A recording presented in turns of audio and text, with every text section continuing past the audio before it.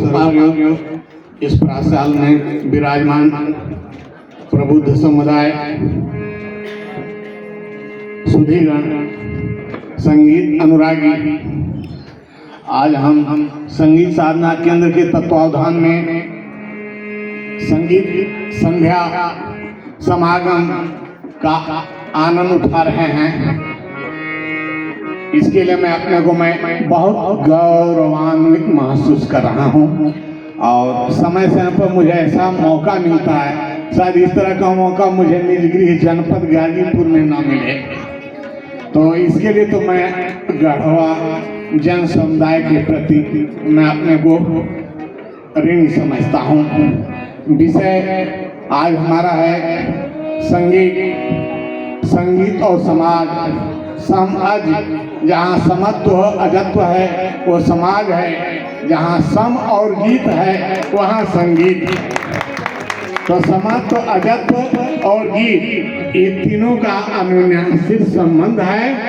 इसी भावना से आविर्भूत होकर के मैं अपने विचारों को आप लोग के समक्ष प्रस्तुत कर रहा हूँ। देखिए, संगीत और आध्यात्म दोनों एक दूसरे से लगे हुए हैं, असंपृक्त हैं, पृथक पृथक नहीं हैं।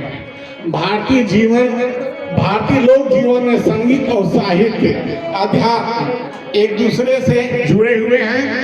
भजन हो, गुरबाणी हो, सुखी गायन हो या प्रार्थना हो, सबका एक ही उद्देश्य होता है, परम सत्ता के प्रति मिलन।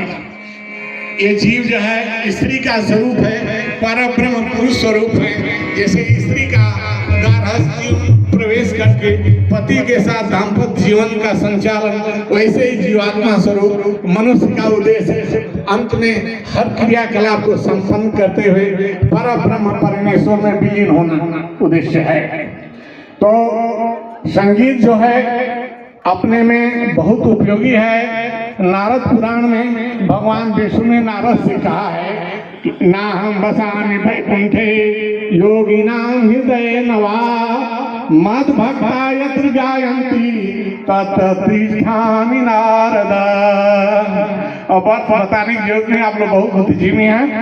अब देखिए, आगे चलकर हम ये देखेंगे कि संगीत के माध्यम से ईश्वर को ज्यादा आसानी से प्राप्त किया जा सकता है।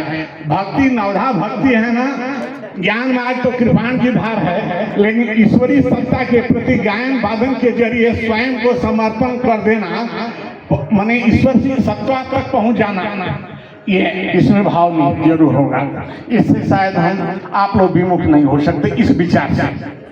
अब देखिए, और भी तमाम बात, भारतीय संस्कृति में संगीत हमेशा से आध्यात्मिक उच्चता को प्राप्त करने का एक महत्वपूर्ण साधन रही है। इसलिए जो है अदृश्य जगत की कार्य प्रणाली पर दृष्टिपात करें तो उधर ऐसा लगता है कि संगीत चारों दसों दिशाओं में गुंजायमान है।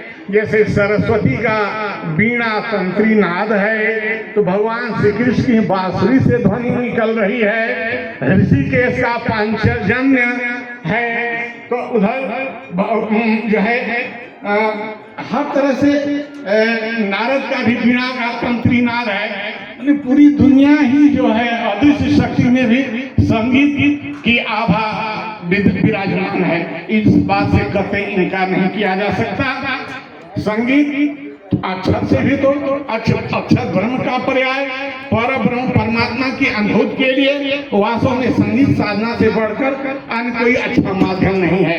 इसलिए हम लोग संगीत विधा को आत्मसात करें, इससे विमुख नहीं है। यही कारण है कि यहाँ हमारी भारतीय संस्कृति में उपासना पद्धति, कर्मकांड से लेकर हर जगह संगीत का ही भाव मणि कांचन संयोग स्वरूप विद्यमान है, जिसमें कि स्वर संयोजनता का अनिवार्यता अपरिहार्य है। जैसे मंत्र भी है तो मंत्र में वेदों की हर जो ऋचाएं हैं, हर ऋचा का कोई ऋषि है, कोई देवता है, उसका कोई छंद है, तो वो भी एक जो है गायत्री छंद साम। तो एक बार ब्रह्मा जी को बड़ा मस्ती आई, वो गुनगुनाने लगे और उसी में जो है गायत्री मंत्र की उत्पत्ति हो गई। तो देखिए, अब संगीत देवी देवता तक, मानव समुदाय के देवी देवता तक अपनी प्रभा को बिखेरे हुए है। ऋग्वेद में जहाँ तक है ऋचाओं में वर्णन, स्वरंतिका सुते नरो वसो निरेक उकिना, यानी हे शिष्य, कोई शिष्य अपने गुरु के यहाँ जाता है तो गुरु कहते हैं कि तुमको स्वर के